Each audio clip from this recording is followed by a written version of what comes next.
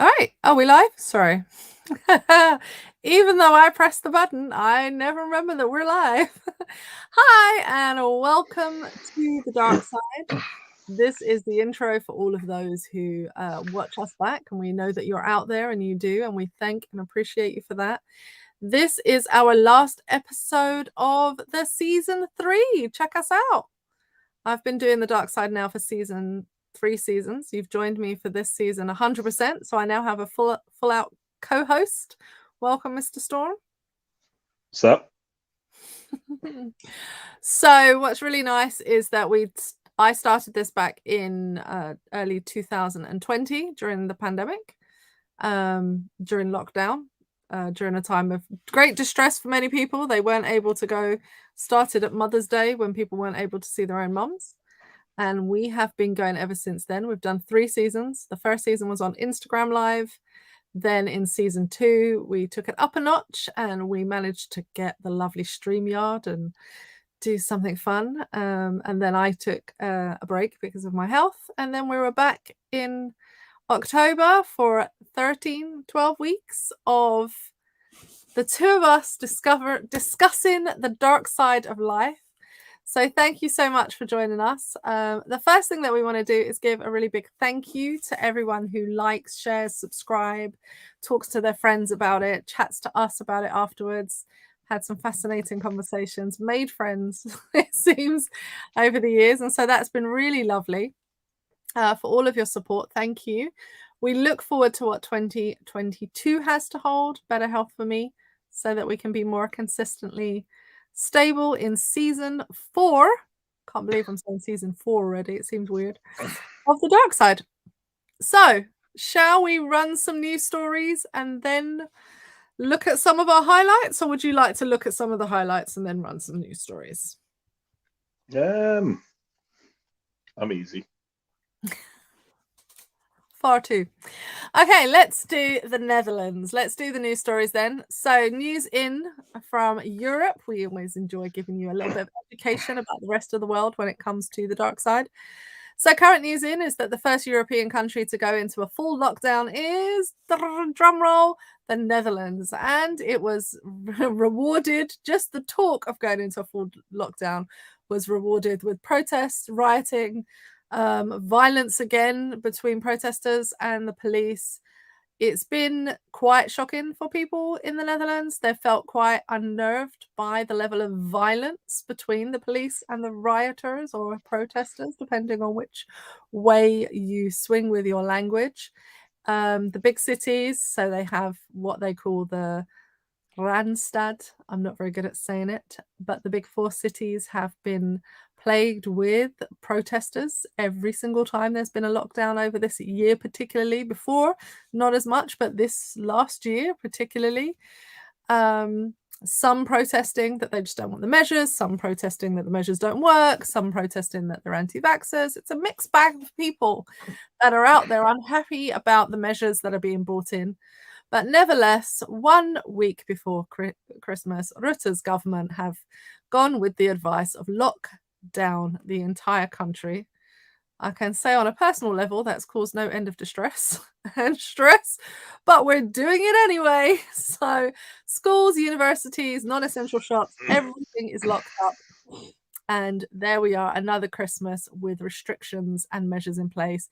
Yesterday, the country was in a little bit of chaos because everybody ran out of their house to try and get all of the last minute bits they needed before the shops locked up. So COVID has been a story really from that has been on the dark side since its conception. What are your thoughts? I think we did a really early one on vaccination protocols and everything way back when. So with the new lockdowns coming, I see the riots as not protests about the lockdown. I think it's simply an excuse for those that are malcontent within society to vent their frustration. Right. Because, as you said, it's for a myriad of reasons that people out on the streets. And the last riots they had in the last lockdown, it was a whole bunch of far right people that were Yes. out in the streets. Yep. Um, Destroyed a city near us. Yeah. Yes, destroyed a city near us. But that was called lockdown riot, or it Yes, was that's claimed they right. were protesting And they were about the really lockdown, not. and they were not. They were No. actually protesting against immigration. Yes, and there were clashes between big communities of Moroccans, Turkish people, and the far right extremists. It wasn't nice. Yeah. So And at that time, I think what was interesting, because when we think about especially in the Netherlands and the backdrop to which all of this is being done, and you talk about that uncomfortable feeling that people have within society, or you said malcontent, is that the word you used? Yeah. Feeling that people have within society. I think there have been a number of people who've been looking at that rise of the extremism, the rise of those far right parties, the rise of the kind of anti-establishment, if I say it like that, ideology, and why have those things been so popular? And if you look at the other side of the coin of that, what has been, I would ask the question of people, well, what has been taken away from people? Why they would feel like this is an answer? Why would they have this thing? And what we do see is that the health insurances, there are things that are being taken out, trimmed. People are finding, inflation rises. The cost of living keeps escalating rather high, and the wages are not rising in line with that. People used to be able to get more for what they are currently earning, and now cannot, and are finding it difficult. And there doesn't seem to be support for the people. Mental health, especially a lot of the mental health provision, has been slowly whittled away, even within the health insurance systems. And so you have people who are really struggling, and they need help. And the help that comes, or the explanation that comes, is often from, well, if it wasn't for, and the immediate answer within, I think, Western countries particularly, is always to blame brown people. If it wasn't for migrants, if it wasn't for brown people coming to your country, then your country would not be in the state it's in, when in fact your country is dependent upon your government. And if your government makes bad choices, who generally are not brown people in your government, then your life wouldn't be the way that it is. If you don't vote for those people who make those bad choices, then your life isn't the way that it is. And that it's sad that those two things aren't really, you don't get people really sitting and analyzing that conversation between, if you start stripping people's benefits and start stripping the things away, and you're not building houses at the rate that is needed, and people are finding it difficult to get onto the housing market, and they can't get a mortgage, and they can't get themselves together, then, and you're stripping away all of those rights, and you're making it much more difficult for them, then they're going to turn to alternative ideas, aren't they? Well, I think the problem is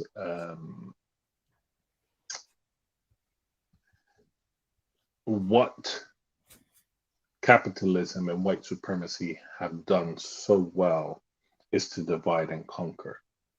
Because what these people that turn to far right ideologies don't seem to understand is that they are pointed and used as a weapon against the exploited, whilst they themselves are being exploited.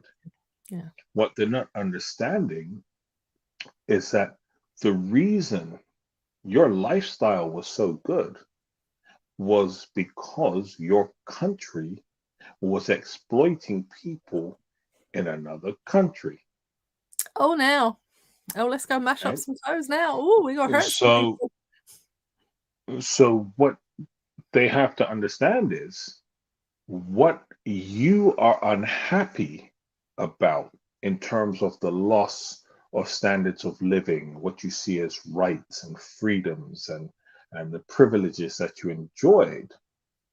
Those people that you are being directed against, had it taken away in their country, typically as a result of your government's actions, and have simply come to your country now seeking the rights, privileges, and benefits that they lost in their country. And if you really wanted to rectify this, your anger will be turned towards your government. When you can no longer afford things and your government is subsidizing your wages, as it does in the UK, then you need to understand the problem is not the poor person coming in. The problem is that your employer is not paying high enough wages. Right? I was talking to someone today and we were having a conversation because they were talking about job shortages or shortages within certain sectors. Oh, it was the childcare sector within the US, and they were talking about how many have moved out of the childcare sector because they're paid less than like some fast food workers, right? And I'm not saying that they should be, or that fast food workers should earn less than a childcare provider. I understand. What I'm saying is, it's a dark side thing. I think people would immediately understand that as a dark side thing because in our head, we have this hierarchy of wages. And a fast food employee is at the lower end of a wages, and somebody with a qualification in childcare is not at high, but it's certainly not at fast food restaurant. We think of fast food place as teenager, first job, you know, so on and so forth. So there's a lot of things that go into that. So I think our dark side viewers would be okay with that. I think we understand that we should pay people properly. But my response to them was simply this. If you paid people a decent wage, a wage they could live on, you would never have a shortage in any sector. Oh, no. Oh, oh dear.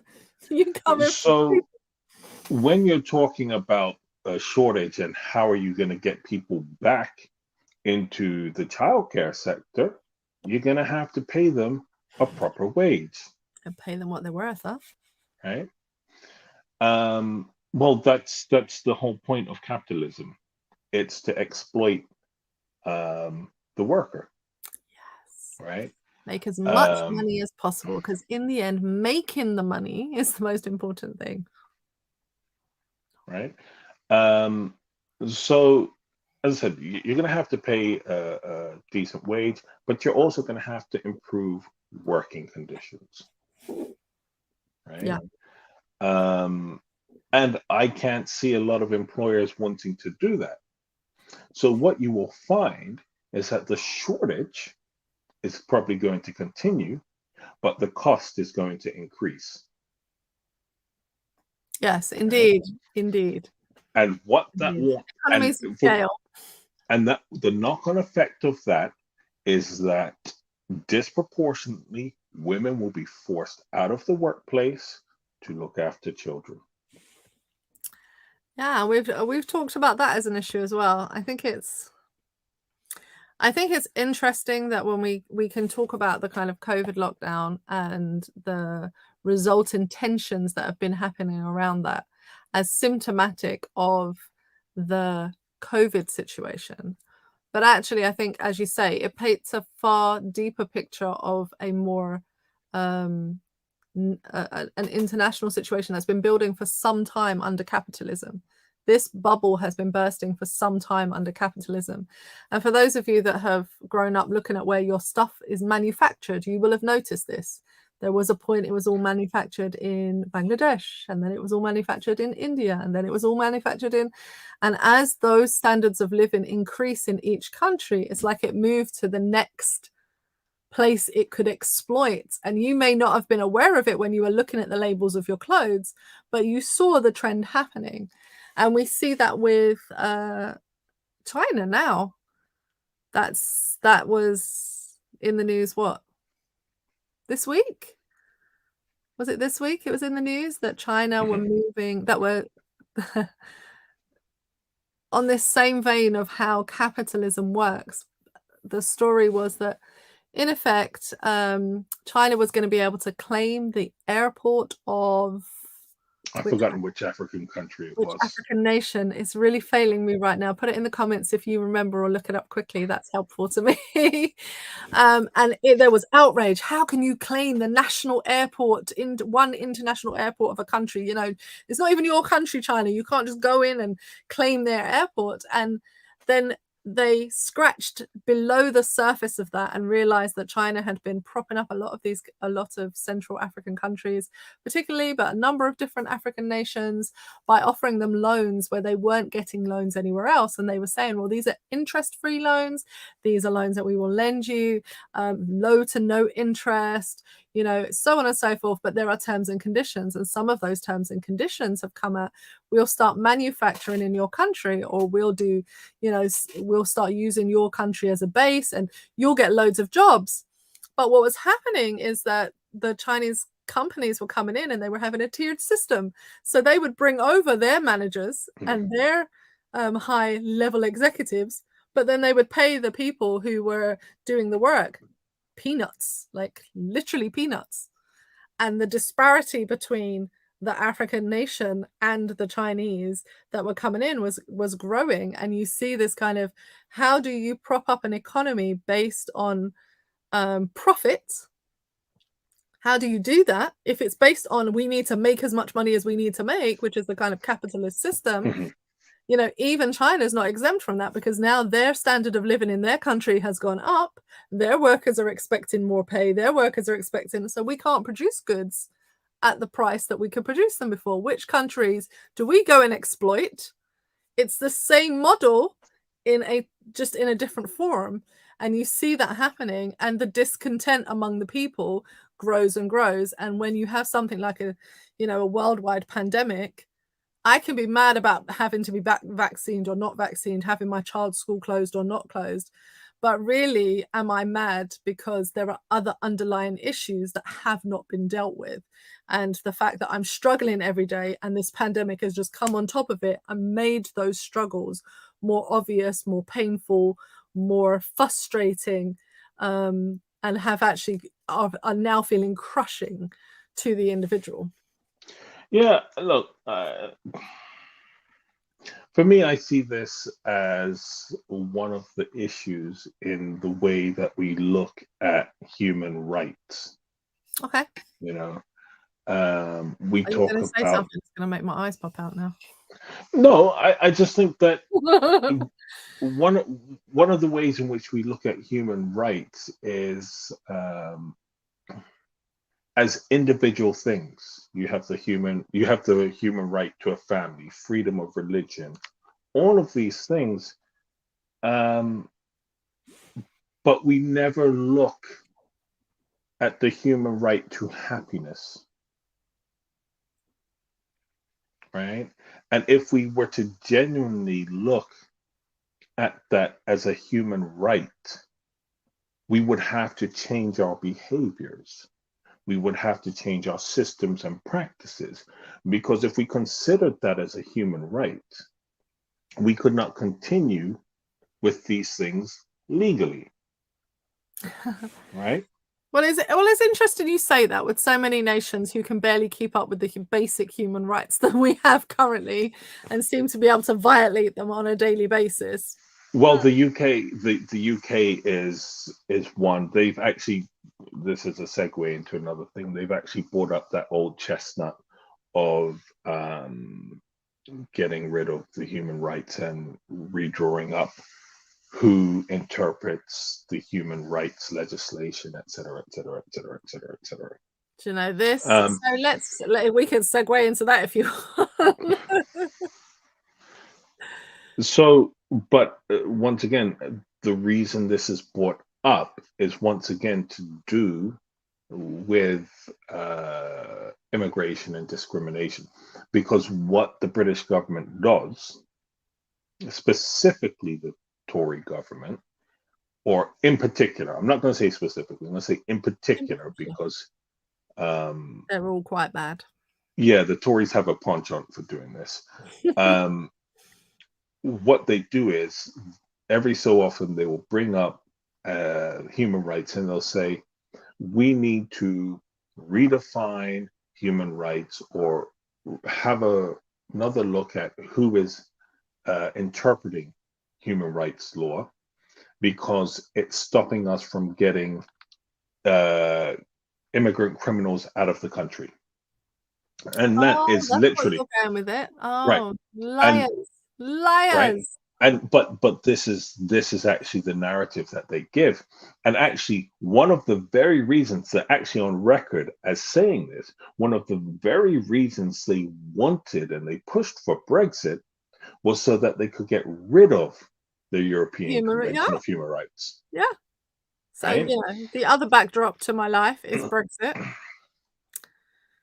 Jeez. Yeah, but the thing with the whole thing with the human rights and the UK and the whole Brexit thing is I found it really surprising to a certain degree or shocking to another degree or not really surprising because I know people vote in their worst interest and not their best, is that this was really obvious. It was really obvious and was leaked 100 million different ways. It was said out loud a million different ways that they wanted to get rid of the Human Rights Bill and that they wanted to be able to redefine it for themselves. And they didn't want to have the European human rights But they restricting them. but they But specifically said why, and it was about immigration. but it was well, and they said a lot more though. They talked about the fact that it would impact on women, and they didn't want employers to be bound to have to give Yeah. however many weeks in maternity care. They talked about the fact that it was going to do with childcare. It was going to do with the age of consent. I mean, some of those were quite shocking. I mean, the age of Yeah. consent one, I think I nearly fainted. They were talking about reducing the age of consent, legalizing the age of consent down to 15, 14, and so on. Well, they're doing it anyway, so you may as well make it legal for them. But of course, if you reduce the age of consent, that means that the age of pedophilia is going to change as well. So you could then legally do this. I mean, it was just quite obvious and shocking, and yet still people voted for Brexit. Yet still they came out and voted for that. Yeah. Wow. Yeah, no. The human rights, but yeah, well. But I think you came out of left field there. I wasn't expecting you to say the human right of happiness. I was just like a little bit shocked. I think it took me a minute to process that one. I was like, did he say happiness?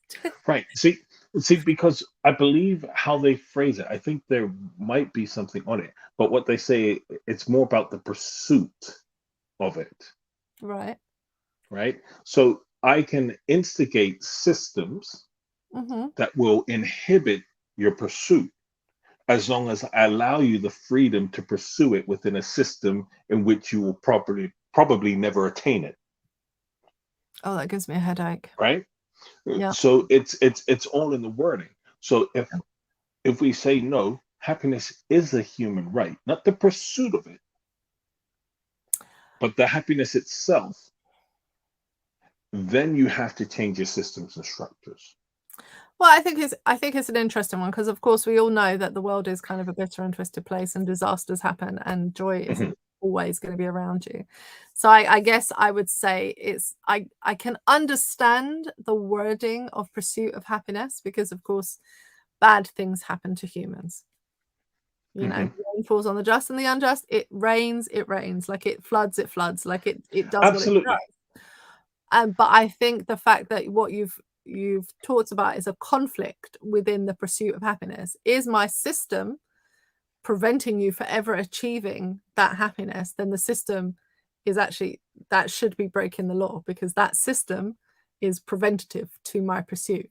And so be that low pay, be that not having access to mental health cover, be that having not access to medical care, or be that not having access to a fair wage or healthy food to eat in some countries, a supermarket. I'm still trying to get over that one, or a fridge. There are people who never have anywhere to store food safely, be that all of those things. If your system says that you aren't allowed it, then that system is broken and we need to work to fix that. But so I kind of understand it, but at the same time I see the workaround that you've said happens. And that's the problem. You see, when I say you can pursue something, it doesn't matter what I throw in your way, you're still free to do it. And for me, that is problematic. Well, I mean, no. I mean, if you're tying up a person, they're not free to pursue anything in it. So if you bind them to systems that are going to, anyway, it's an interesting one, the pursuit of happiness. I don't know, maybe our viewers have something to say about the pursuit of happiness, not just the film. I don't know. But we did touch very briefly, we've touched a lot on it this year, on the migrant crossings. Do you want to talk about that? Sure. Channel, so of course there is a crossing between the UK and France, the Channel, and what we have is there have always been people who have crossed between the two countries. There's always been refugees, migrants, workers, of course. The Channel is a very busy thing. There's fishing areas and all sorts of things that happen within that.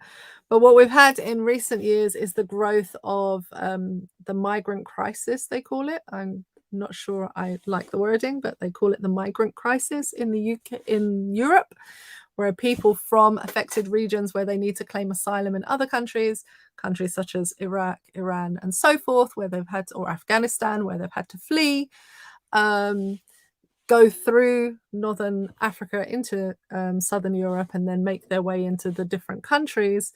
And we've had countries like Germany who took large numbers of migrants and asylum seekers. The Netherlands have had their history of taking some, and Britain take relatively very few to the as compared to the other European countries. Britain had enjoyed quite the luxury of having very few.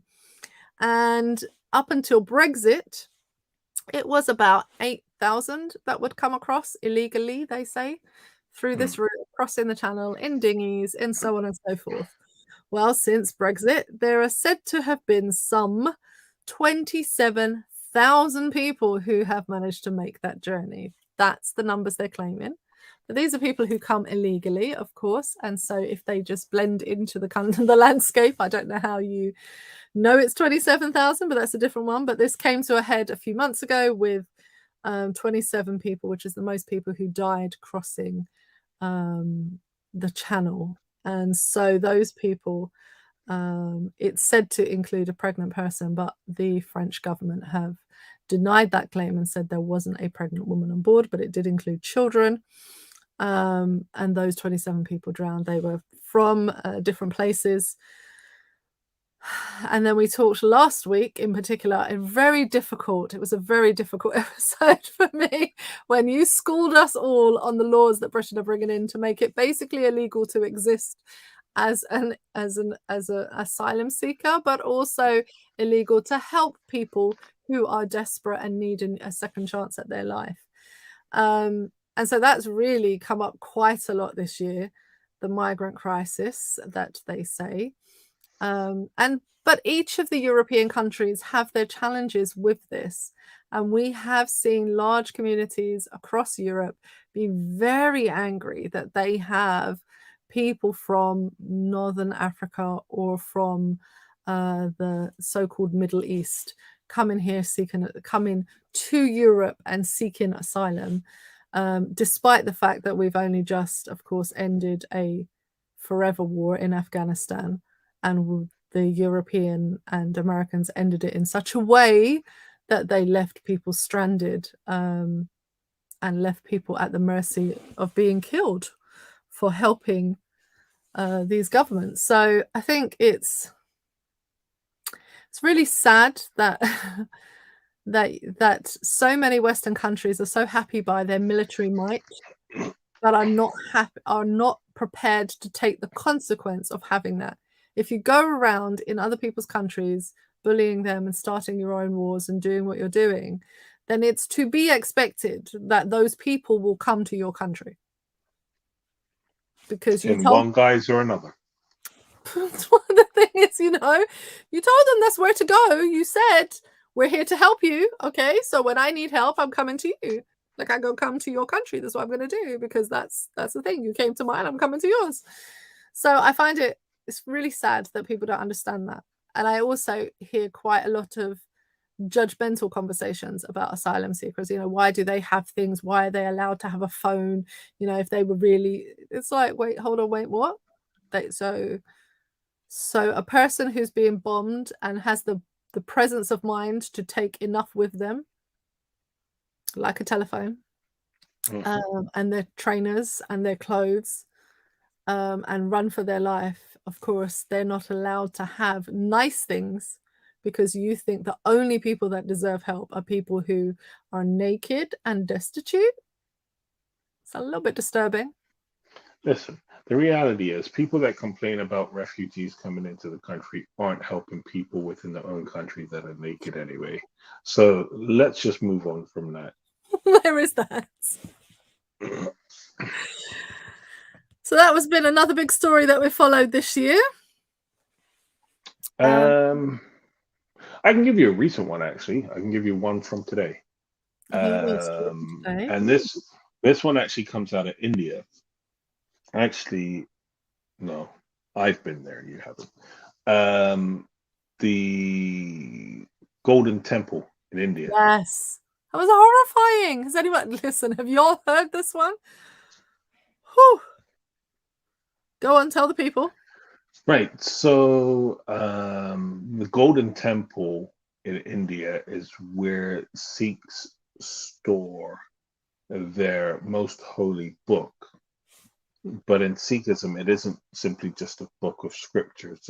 It's like a living embodiment of the deity, and so it's to be treated like a person. And somebody came into this space and was doing something that they regarded as sacrilegious, or attempted to. I don't know what that was. And as a result, he was beaten to death. He grabbed the ceremonial sword.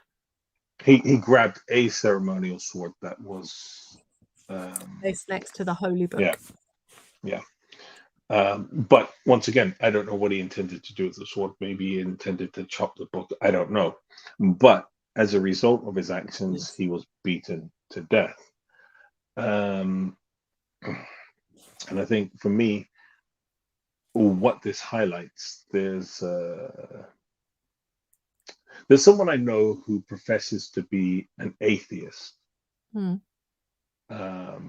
And I don't actually think he's an atheist. I think he's anti-theist.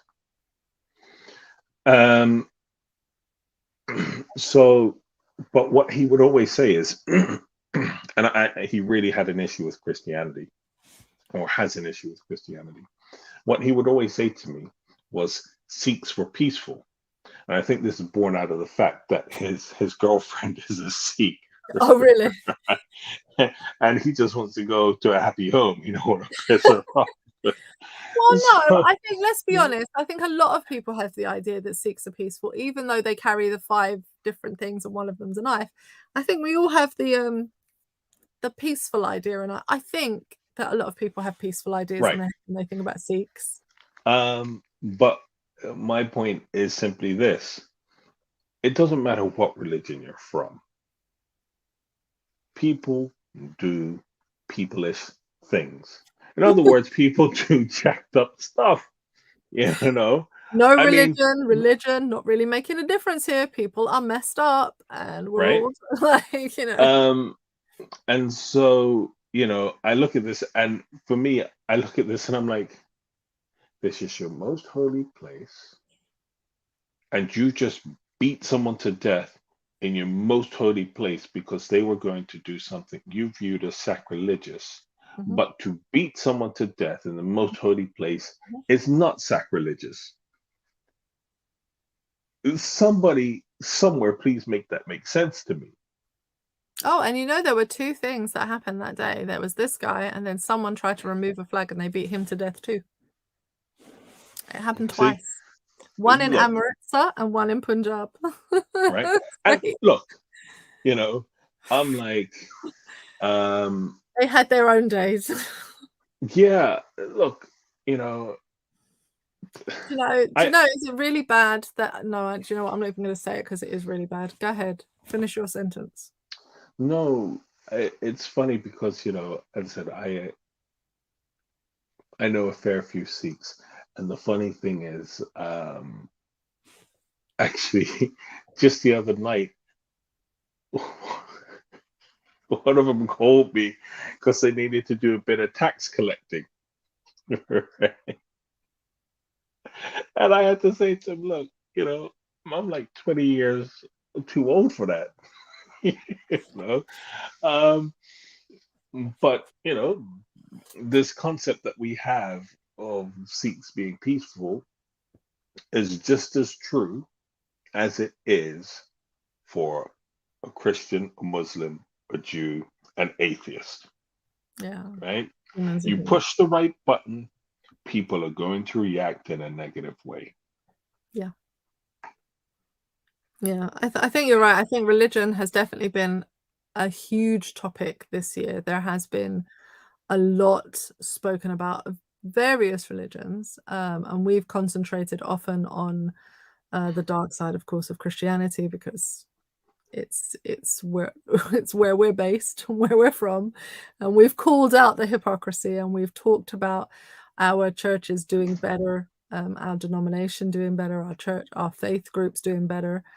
But as you say, the reality is it's a human condition, and each religion seeks to find a way, not pun intended, ironically, seeks to find a way of making the best of humanity.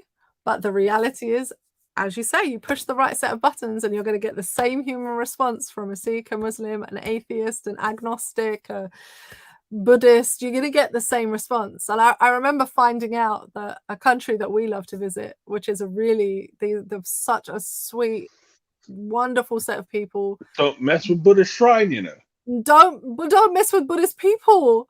These people are so quietly spoken and lovely and adorable, and then to hear they were out like bombing and carrying on, I was like, ooh. Listen, it's like, oh, hold on, wait, what? I thought you guys were all about the peace and the quiet and the zen and the no. Okay, so y'all have the same problem we got. Okay, we all in this mess together. So, yeah. So that was a story from today. Well, we've got one age-old chestnut, I think, to finish on. I don't know if you have anything else. I was going to ask you a question, more on a positive note. Who's your person of the year? Who's my person of the year? Oh, goodness. I haven't thought about this at all. You didn't give me any notice. There'd be no fun in that. Right? My person of the year. Oh, I don't know. I have no idea. Why? Who's your person of the year? My person of the year is not the person I wanted to speak about next. Can I just say that? It's not her. Are you sure? Are you sure? Well, my person of the year, I'm actually going to go for Marcus Rashford, even though he plays for Man United. Oh, that's a good one. Yeah, he plays for the scum. He plays for the enemy. Yeah, he does. But I have to recognize Liverpool his efforts. Yeah, I have to recognize his efforts in trying to make sure that vulnerable children within the UK were able to get access to food during the lockdown.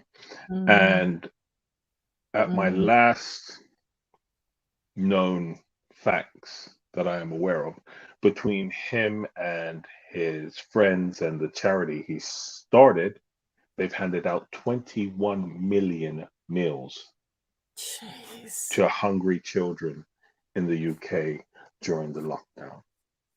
And that's a staggering amount of food. That's insane. But it's also reflective of how many children are living within poverty within the UK.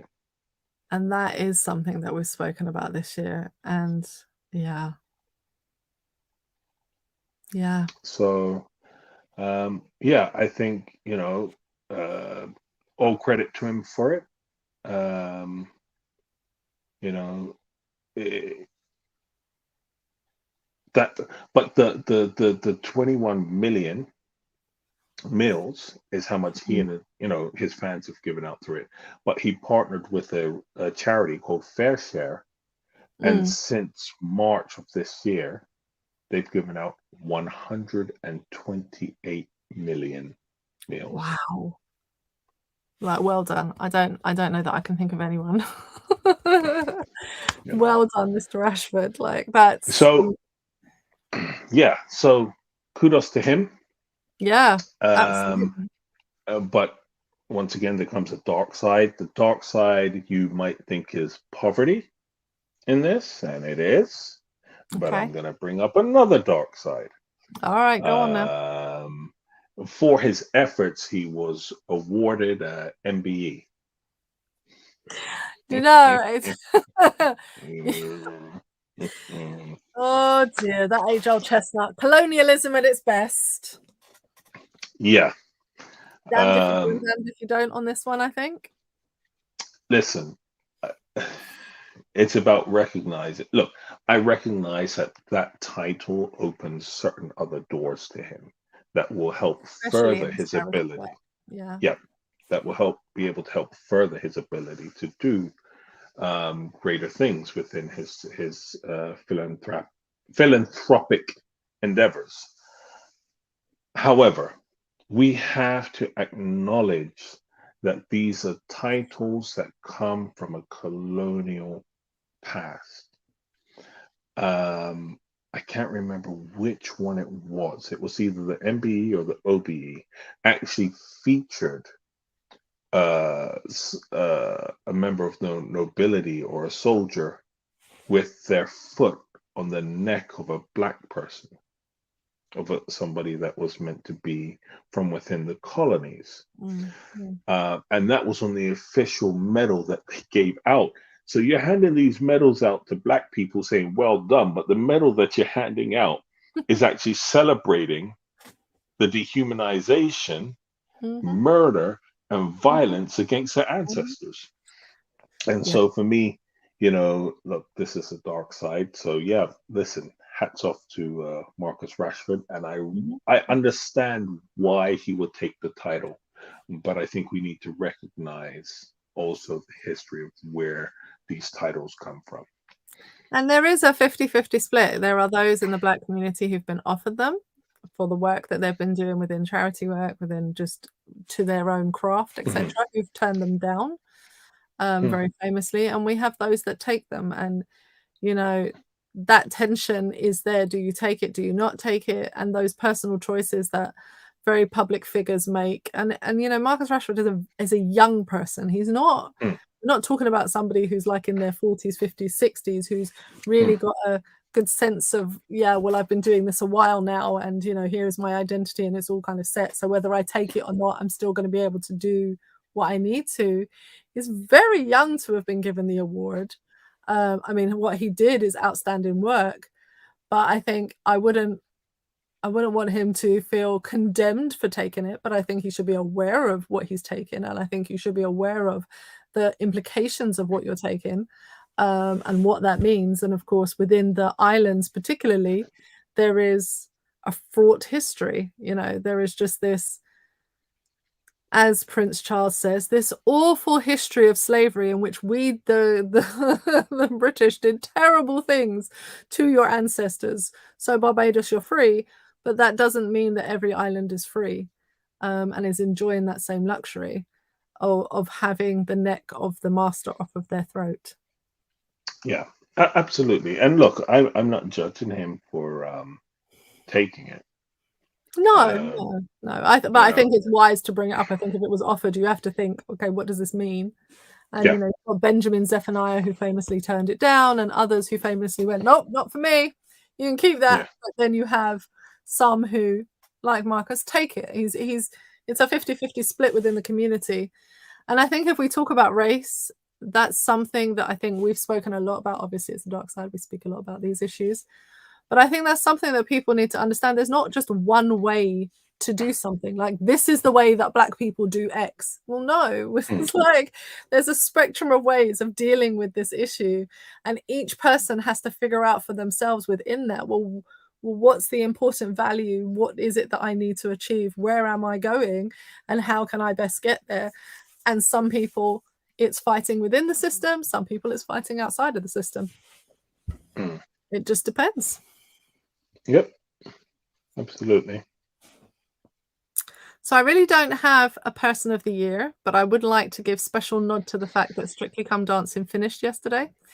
And Rose Eiling Ellis, if I said her name correctly or incorrectly, I'm sorry, the first deaf person to participate, won. And why you spoil it for me? I was going to watch it. I'm so sorry. Come on now. You and I both know I was never going to watch it. I know, that's why I'm laughing. It's hilarious. I make you watch it. I don't know about like you watch it because I watch it. That's like it. But she won. I was actually quite surprised. I actually thought John and Johannes won. So I watched it back afterwards and I was like, oh, they didn't win. But she won, which is huge for the deaf community. I think, you know, the isolation that comes with deafness is huge. The fact that your whole language is something that people just don't take the effort to learn in some cases.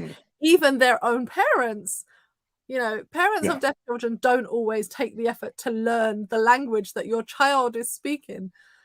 That freaks me out in my head. But that kind of, her ability to put that so beautifully on a public stage, and to show what is that the possibilities are boundless, but also to invite the general population of the UK into a disabled person's world and for them to understand the kind of differences. You know, it was really obvious in the first few weeks when she was counting, because she doesn't hear the music, so she couldn't rely on any of the things that tips or tricks that she would normally use, because she was in a studio and that big environment took away some of the feelings she would have in her feet or some of the vibrations she would get. So she was counting and you would see her counting and you could feel almost people going, oh, she can't hear the music, of course she's counting along to get the rhythm and her moves. But to see her win was quite something. And for anyone who's disabled or raising a child with a disability, or looking at, you know, even within the deaf community and outside of the deaf community, I think it just gave a moment of kind of hope for people. I can say I was, you know, I was actually thinking as you were talking about this and saying it's just one, not to put her down or anything, but it would have been nice if she could have made a statement in the dance, actually, because I didn't watch it all the way through, you know. But in terms of, do you remember how Only Murders in the Building did that episode? She did. Oh, she did. She did. She had a very beautiful dance. She danced it once, and then she danced it in the final. And what they did was they danced to a really upbeat, lively song that they loved, and then they cut the music, and the lights. Excellent. Just on a spotlight, and just her. I recommend anyone going to watch it. It was breathtaking. You just had this kind of, they just continue dancing seamlessly, and then the music plays again, and it was just, everybody was, I mean, I feel goosebumps just talking about it, because everybody was teary when you saw it, because you really got just to feel, oh, she's literally dancing with nothing, just the silence of it, and it was just quite spectacular. I think also what it does is, I think, as you said, it invites people that don't have that disability into that world, because you don't actually understand until it's taken away. And as I said, I remember watching that episode of Only Murders in a Building, and saying to you, look, this is fantastically done. And it really did. You know, you don't actually notice the absence of speech. You know, You were brought into that world so well Yeah. that you just followed along with it. And I thought that, that was really well done. But also I felt it gave an insight, because when it clicked to you, hold up, there's no speech in this. You realize what you were missing. Yeah. Yeah. You realize Yeah. everything that was missing. Yeah. Once that penny drops. Yeah. And I think it's also interesting. It reminds me very much of the video that was done of the opposite.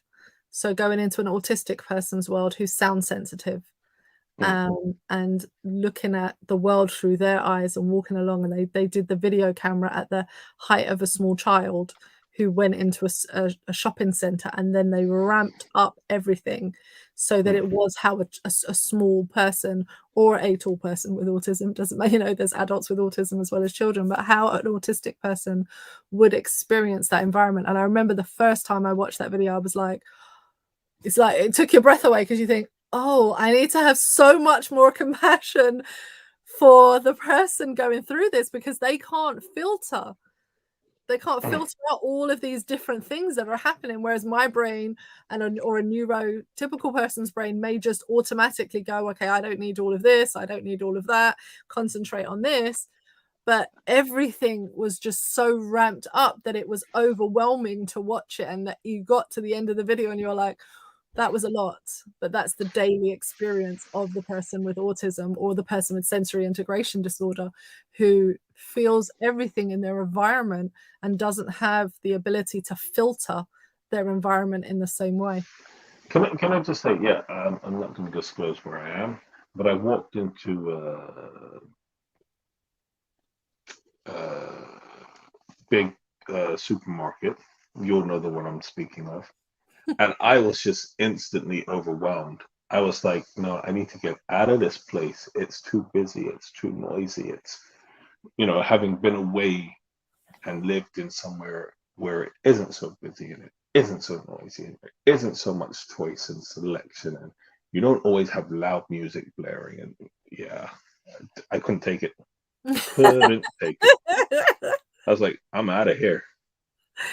Do you know, and it's quite funny because I grew up, and this is the funny thing about it. Because I grew up in inner city London and spent all of my formative years right in the center of town, really loud, busy environments, they actually make me very comforted. It's in the silence that I struggled for years to be in quieter environments and not feel overwhelmed. I'd get to a quiet environment and I'd hear the owl and the cricket and the fly's wings. I could hear all of these minute sounds and I would be so overwhelmed. And then I'd go back to a city environment where it was just full on sirens and whatever, and I just sleep like a baby. So it's quite interesting that you talk about that response, because of course people's different sensory issues also play into their socialization and how they're integrated. So I feel like we should end on that kind of a positive note. I did have one other story which brings us to an issue we talk a lot about on the dark side, but I don't know if we want to just end it there and be happy because it's the jolly season. It's the feast days of the years. It's been Hanukkah and Christmas and the Festival of Lights and New Year's and Chinese New Year. There's a whole heap of festivals coming up. Well, I think, I think there's a lot of good things that have come out of this year. That, you can talk about if you wanted to. I mean, there's the fact that the UK got rid of the tampon tax this year. Oh, did they? Oh, I didn't. Yeah.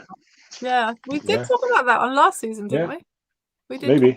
It was from the first of January this year that it went. They've had a first human trial for HIV vaccine. And really? Yes, 97% of the volunteers were seeing an immune response. So, the immune system's reacting to it. So that's in a positive manner. Yeah, as I said, there's been a lot of things that have been missed with COVID that has happened. The UK, they passed the law. I mean, we're forever talking about the bad things that happen in the UK, but actually they managed to pass actually a good law. Oh, did they? Yeah, they did, which made revenge porn illegal. Ah, So yes. if you threaten to share intimate images of someone without their permission, that's now illegal. Um, you know, so there's been a few things that have. I mean, there was a lot of hard work and heartache to get that law passed, but they eventually got it done. So there's been some good things Well, we this have a year. number of convictions in high-profile cases of race incidents in the US, so that's been positive and shocking Yep. in some ways. So we have to celebrate those things. There are trials going on currently for people, law enforcement officers who use guns instead of tasers. They are actually Hmm. being held to account more than ever. So this Hmm. is the first time in my whole lifetime, I think this many police officers have been held to account for their criminal actions in some way, shape, or form. And for all of the ones that obviously get away with it, we have to at least acknowledge that there, for the first time in history, have been charges filed against some of these people, which is monumental and has been done Hmm. thanks to the protesting and hard, dedicated work of people who activists around the world, but predominantly out of the US, who've put pressure on and have continued to raise pressure and keep those cases up high. So that's good. We can celebrate. This is the dark side, and I'm so tempted to talk about the dark side of that, but we're keeping it positive. You Listen, wanted my to last end on a story was a positive taser note. woman. I was like, listen, this woman is still trying to say that her gun was a taser, and she sat there crying. I was like, No, no, no, no. but She weren't crying. She was making sounds. She weren't crying. she there in the court. She's on trial at the minute, and there's a picture of her allegedly bawling. Listen. Allegedly. Listen. I find it just. There was not a wet eye in the house. Well, not at least not for the victim. Let's be honest. Like, she's not crying for him. She's crying for herself.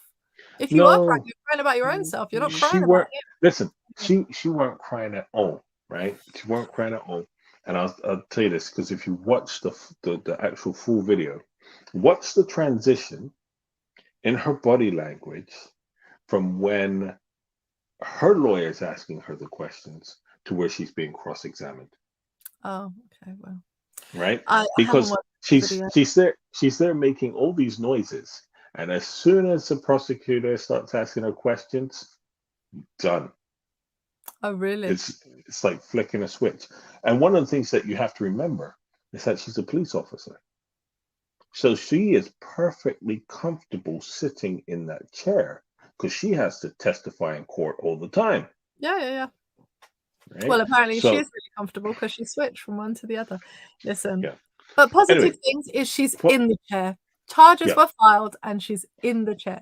So we're happy that she's in the chair. I know happy is not the right word, but we're celebrating the positives that people are being held to account, or at least the attempt of being held to account for crimes that they are committing and the losses of lives that are being experienced, which I think is a wonderful thing that, for so many families that have gone before, that have felt isolated, ignored, not believed, re-victimized by the system, re-victimized by their communities, because they're judged as their child must have done something wrong, must have been a criminal, must have been in the wrong, when all of the cases now we're seeing, you could be anyone, anywhere, anytime, doesn't matter.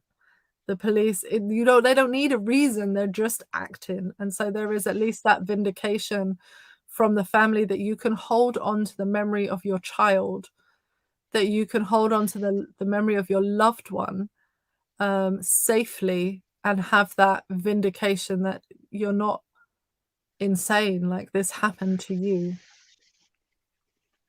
So I think that's good that people are having those moments. Yep, absolutely. So your final positive thing you want to end on? We will be back next year for season 4 of the Darkside. We really enjoy doing it, even though it is very difficult and very hard.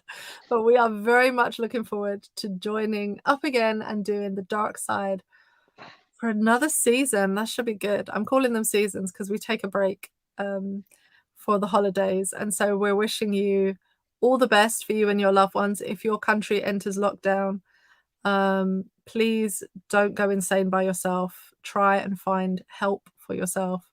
Please look after your mental well-being, and please look after those near and dear to you, or not so dear, but definitely near to you, your neighbors, and ensure that people around you remember that we live as a community. We're not just individuals on the great ball floating through space.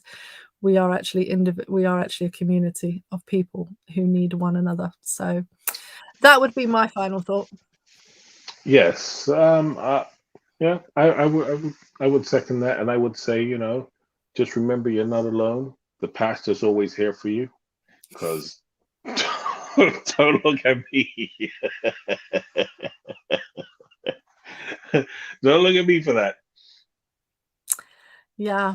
So yeah, special shout out to all of my to all of the church members that I pastor, of course, around in the churches I pastor, but also around the globe, that I am their personal pastor, very, very thankfully. A shout out to all of you at this season. Tomorrow we begin the Christmas program, so I'll be joining with a colleague of mine, Veronica Williams, out of the UK, and we will be online every evening with the Christmas message called The Promise. We'll be doing that every evening for about half an hour to an hour. So if you want some hope during this season, join the YouTube channel We Love to Pray, or check out my Facebook page where I will share the link. Yeah, where I'll share the link every evening, and you can watch us on talking about the promise, sharing a message of hope, and doing that every evening this week. So we look forward to seeing you on that. But as for me and Mr. Storm, we are finished for season 3 of The Darkside. Thank you so much for continuing on this journey with us. Season's greetings, all the best, Happy New Year, and we will see you next year in 2022 for season 4 of The Darkside. Be good. Peace out. See y'all soon. Happy holidays. Anything from you? Bye. Yes, said it all. What do you want me to say? I don't know. All right. Bye, people.